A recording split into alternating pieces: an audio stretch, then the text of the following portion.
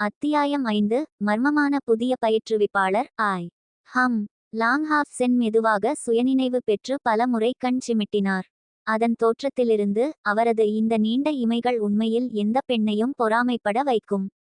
அவர் படிப்படியாக சுயநினைவுக்கு திரும்பினார். திடீரென்று திரும்பி தரையில் உட்கார்ந்து அவர் உச்சரிக்கிறார், நான் நலமாக இருக்கிறேனா? அவரது காயமில்லாத உடலை பார்த்து அவர் நிம்மதியாக உணருவதை தவிர்க்க முடியவில்லை. அவர் முழு அமைதியால் சூழப்பட்டார். காட்டில் பறவைகளின் அழுகை மட்டுமே ஒலித்தது.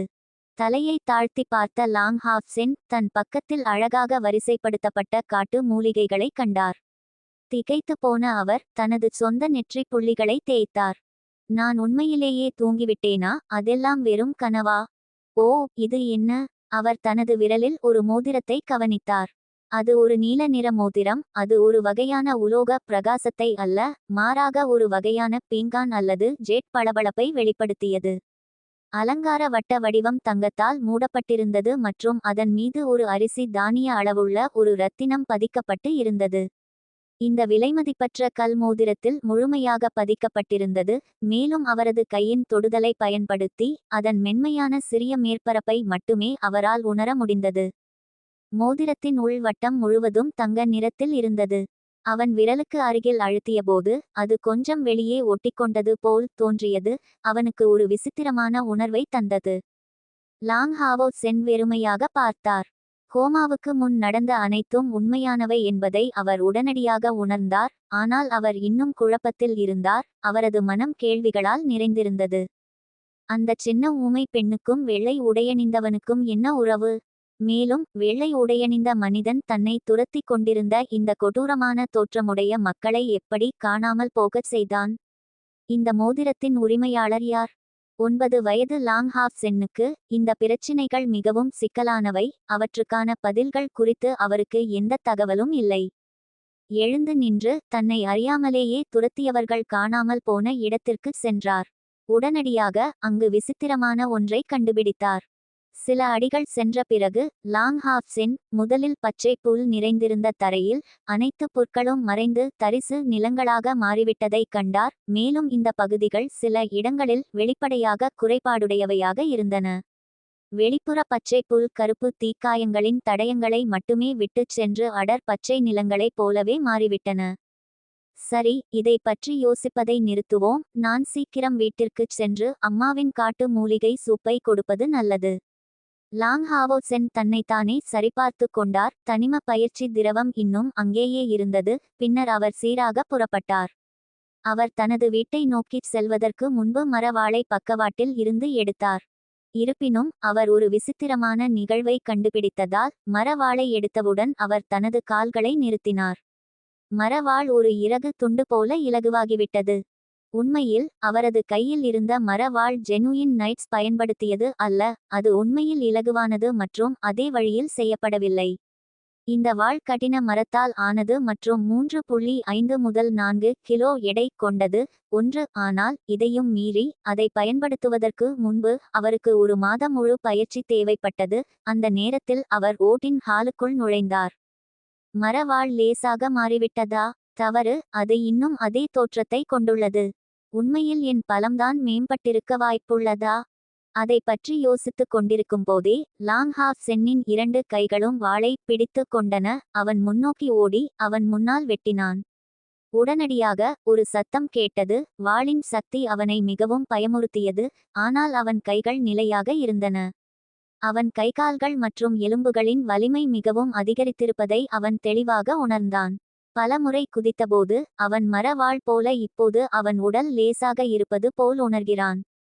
இது குறைந்தபட்சம் 20வது ஆன்மீக சக்தி மட்டத்தின் பலமா?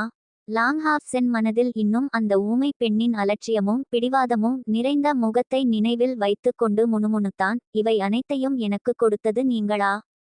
நாளை நான் என் துல்லியமான ஆன்மீக சக்தி மட்டத்தை மண்டபத்தில் மதிப்பிடுவேன்.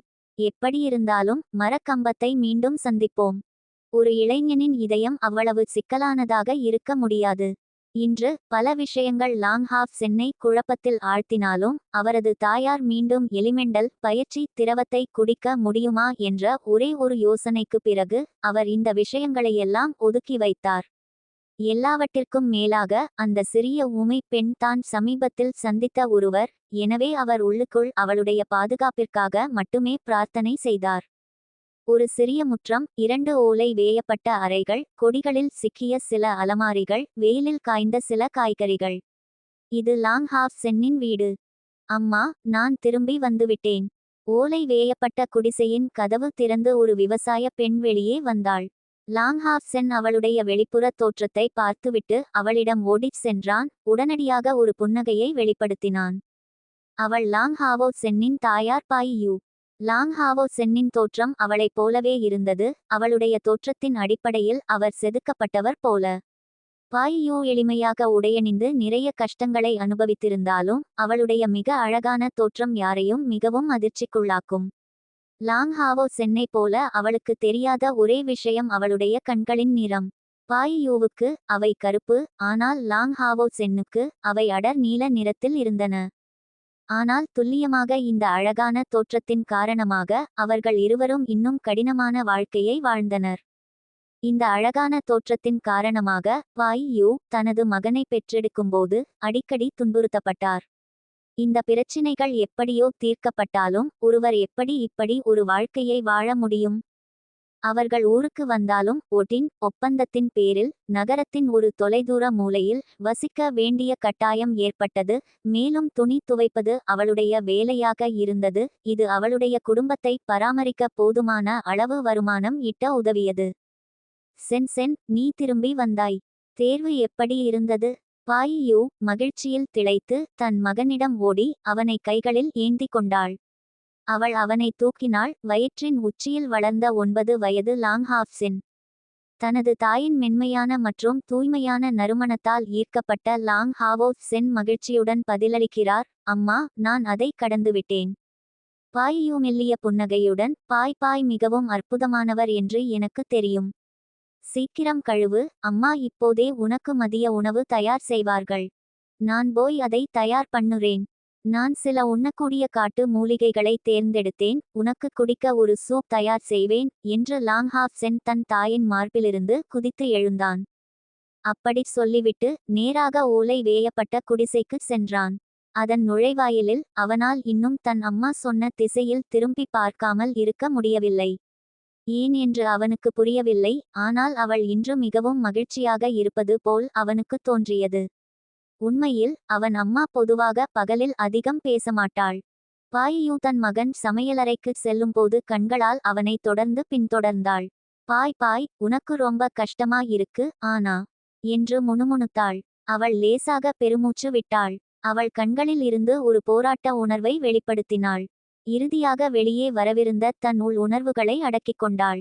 ஒரு அமைதியான இரவு கழிந்தது. மறுநாள் லாங் ஹாஃப் சென் அதிகாலையில் எழுந்து ஓட்டின் ஹாலுக்கு செல்வதற்கு முன்பு தனது தாயார் தயாரித்த காலை உணவைச் சாப்பிடச் சென்றார். அவன் அயர்ந்து தூங்கிக் கொண்டிருந்தபோது பகலில் நடந்த காட்சியும் அந்த சின்னஞ்சிறு ஊமை பெண் அவனுக்கு மோதிரத்தை கொடுத்ததும் கூட அவன் கனவில் தோன்றியது. அது அவனை மிகவும் உற்சாகப்படுத்தியது. காலையில் அவன் விழித்தெழுந்தபோது அவனது ஆன்மீக சக்தி எவ்வளவு வளர்ந்தது என்பதை உறுதிப்படுத்தச் செல்வதற்கு முன்பு அதிக நேரம் காத்திருக்க முடியாத அளவுக்கு அவன் பொறுமையிழந்தான். லாங் ஹாஃப் சென் ஓட்டின் ஹாலுக்குள் நுழைந்தபோது அவர் இவ்வளவு சீக்கிரமாக வந்ததால் வேறு யாரும் இன்னும் வரவில்லை.